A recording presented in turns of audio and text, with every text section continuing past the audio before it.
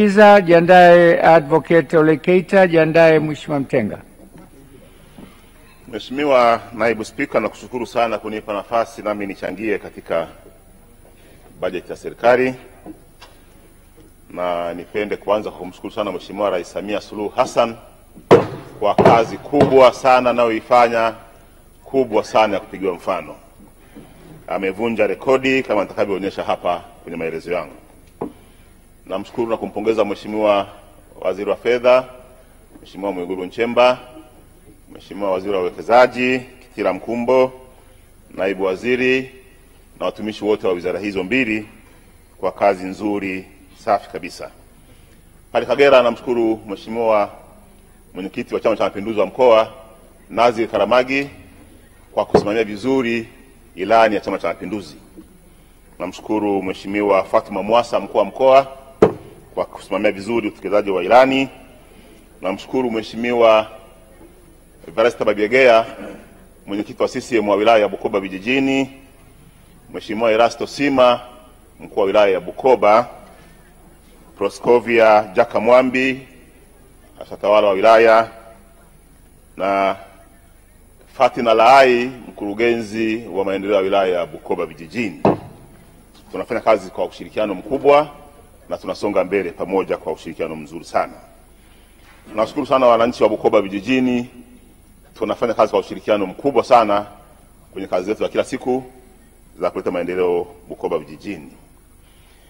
Mheshimiwa Spika, Mheshimiwa Naibu Spika, sisi Bukoba Oktoba ikifika, kura zote ni kwa Mheshimiwa Rais Samia Suluhu Hassan. Kama nilivyosema, amevunja rekodi ambayo haijawahi kuvunjwa. Ameweka rekodi mpya. Jana mlimsikia Mheshimiwa Dabato, mbunge pacha wangu wa Bukoba mjini. Sisi tumeshakubaliana na wananchi wetu kwamba kura zote ni kwa Mheshimiwa Samia Suluhu Hassan. Nianze Bukoba pale kwa upande wa maji, sekta ya maji. Mheshimiwa Samia katika miaka minne ameweza kufanikisha kufunga miradi ya maji na yanatoka vizuri katika vijiji 47. Alipoingia alikuta vijiji 14 vina maji. Yeye miaka minne ameweza kufunga miradi vijiji 47. Vijiji 14 vinaendelea na ndani ya muda mfupi, labda mwaka huu haujaisha, itakamilika. Kwa hiyo atafikisha miradi 61 ya vijiji 61 vya maji.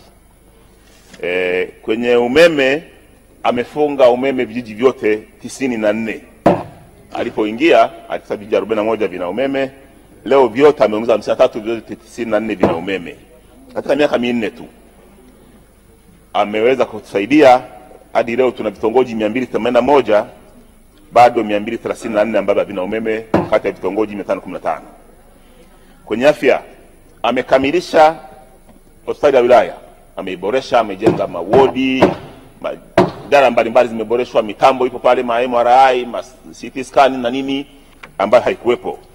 Ametujengea vituo vya afya 4 leo vipya ambavyo vimeanza kazi. Pale Rukoma, Rubare, Maruku, Kanazi, vyote vinafanya kazi vizuri.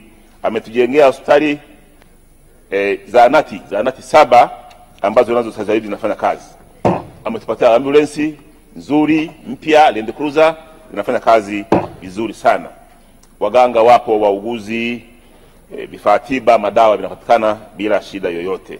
Kwenye elimu tumepata sekondari mpya 10 mpya na ni nzuri sana. Zingine zina mpaka maabara 3, maktaba, majengo ya kompyuta katika muda huu miaka hii minne aliyomaliza. Shule za msingi nzuri 2 pale Kanazi B na nyingine zinaendelea kujengwa, lakini tumepata madarasa mengi sana katika jimbo la Bukoba vijijini katika muda wake wa miaka minne. Amekarabati shule nyingi na tumepata shule za kidato cha 5 na 6 A level, jumla shule 6 hazikuwepo. Nimeongea mara nyingi hapa, leo tayari za shule za form 5 na 6 zinafanya kazi pale Bukoba. Ametujengea bandari pale Kemondo. Ilikuwa bandari ndogo ya meli moja, aliyoijenga leo inaweza kuingia meli 4. Na anajenga sasa hivi SGR kuendelea mpaka Mwanza. Ikifika Mwanza SGR tayari kuna meli imeshajengwa pale MV Mwanza hapa kazi tu. Ikishakamilika hiyo reli ya SGR kufika Mwanza, tutanunua simenti Bukoba kama bei ya Dar es Salaam shilingi 16.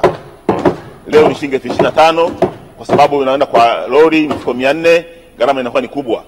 Tukishapata treni ya kufika Mwanza ya SGR na meli iko tayari na bandari iko pale Kemondo tayari, tutanunua simenti kama huku mikoa ya Dar es Salaam na jirani. Kwa hiyo kwa kweli nikisema amevunja rekodi sitani, nasema nimedhamiria. Madaraja pale tunajenga madaraja mawili makubwa sana. Daraja la Kalebe na la Kanyabasa. Nimeongea mara nyingi hapa nikipiga kelele kuhusu madaraja haya. Kanyabasa ina mita 105. Linahudumia kata 18. Leo linajengwa limefikia asilimia kama 40 au 50. Ni jambo ambalo kwa kweli tulitegemea, ni la ajabu, lakini hiyo ndio Samia Suluhu Hassan. Anatupeleka vizuri sana.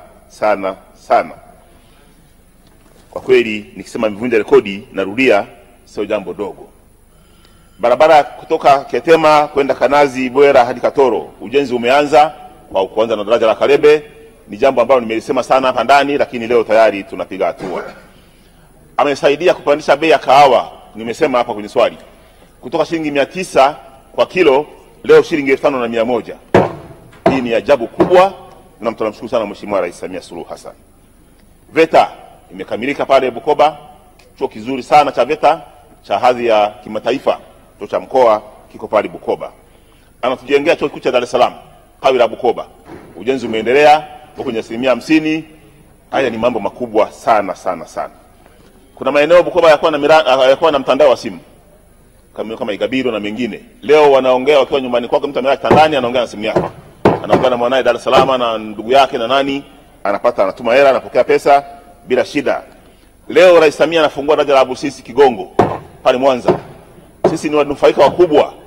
Kutoka Mwanza mpaka Bukoba ilikuwa masaa 6-7 kwa gari.